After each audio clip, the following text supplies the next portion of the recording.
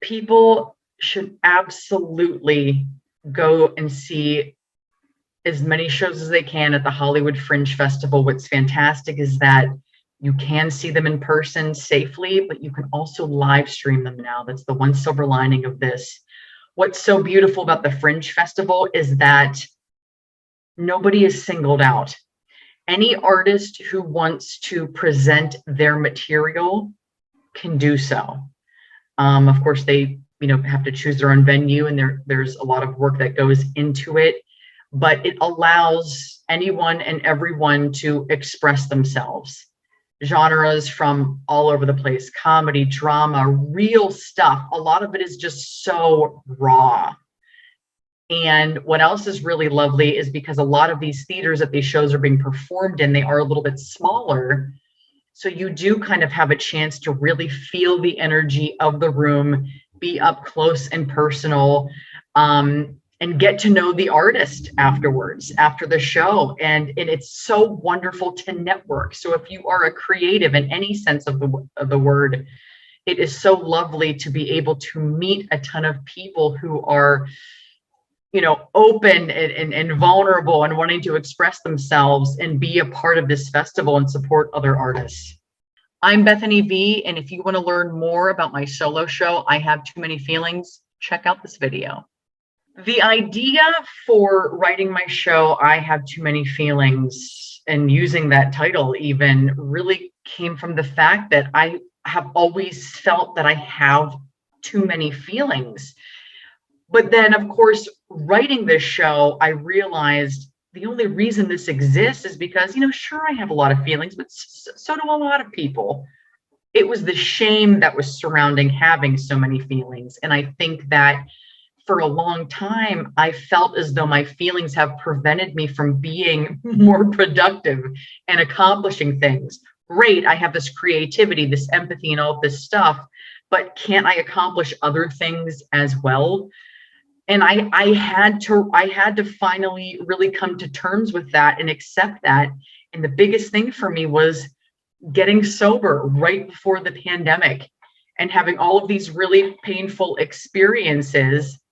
But then, after the fact, trying to find the humor in it and really wanting to take all of that and then go back to the beginning and think, okay, well, when did this really start? Well, this obviously started in childhood because that's where it all starts. And then just kind of working my way up and then talking about really important factors that have occurred in my life just in the last year and a half that involved some really deep feeling and really deep healing. And I wanted to tie all of that into it while still making it funny at the same time.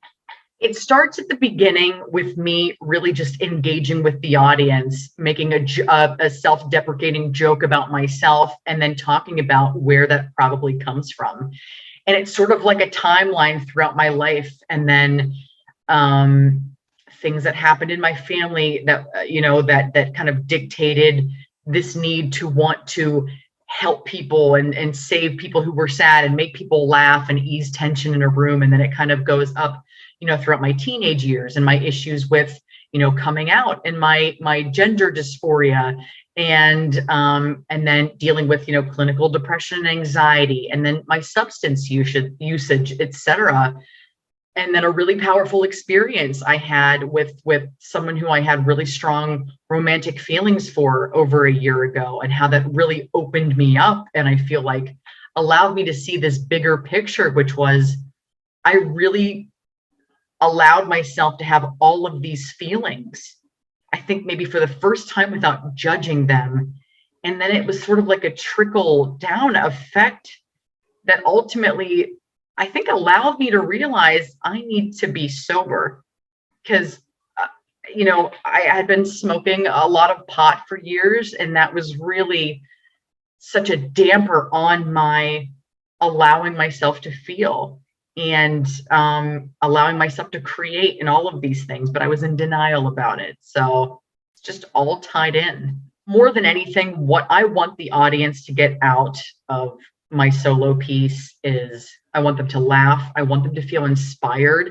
And I want them to be able to give themselves permission to feel all of the things that they feel and to own all of their truths, the good, the bad, the ugly, from the time they were young up until now, to be able to face certain things with acceptance and self-compassion and humor, because humor really, really helps, because life can be really difficult and a lot of things are happening. And if we can find lightheartedness in a lot of these feelings, it really allows the process to be more manageable and fun.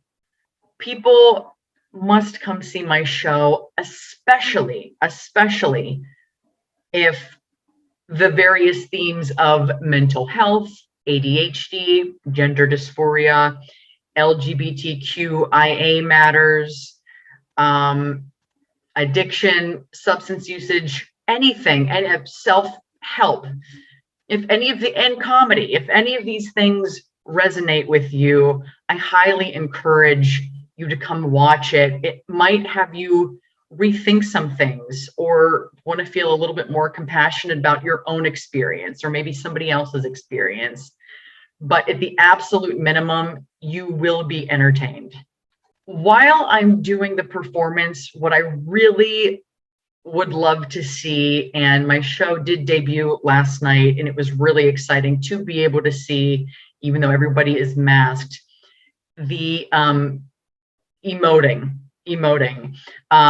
of course, the laughter. I want to see people being affected. I want to see people thinking. There were many moments when I could hear people going, oh, okay, and just kind of processing the things that I'm saying. And I just want people to feel moved by it and inspired and engaged. I want people to feel engaged, excited. It was so thrilling to perform for a live audience. It was so wild. And even though everyone is masked, again, the energy was still so palpable and it was still so fun. And it was wild because it was certainly the first time I've performed for a live audience in maybe 1.5 to 2 years. And I'm so thrilled to have 2 more of my shows. And now that I sort of feel like I've ripped off the Band-Aid of the first one, because it still was so surreal to stand up there in front of people and performing this for the very first time. It was very surreal. So I feel like, okay, now I've eased into it a little bit. And I'm so thrilled to see what happens with the next 2 performances and where I find those moments and where I can have more fun with it. And yeah, just have a great time with the audience. I would love to also add that my show is ultimately a feel-good show. People, I think, at this time period want to get away from the heaviness of the times. So even though the subject matters in my show could be labeled as heavy, I sort of dance along this area of humor is such a through line, and the characters that I use are quite comedic and absurd, and it makes the heavy content, I think, a lot more digestible, and I think it will make it easier for audiences to see the heaviness that is occurring and to try and find the lightheartedness in it, even when it seems sometimes impossible. I'm Bethany Vee, and if you enjoyed this conversation about my world premiere of my solo show, I Have Too Many Feelings, I hope to see you there, either in person, masked, safely, but still having fun, or over live stream, and I can't wait to connect with you.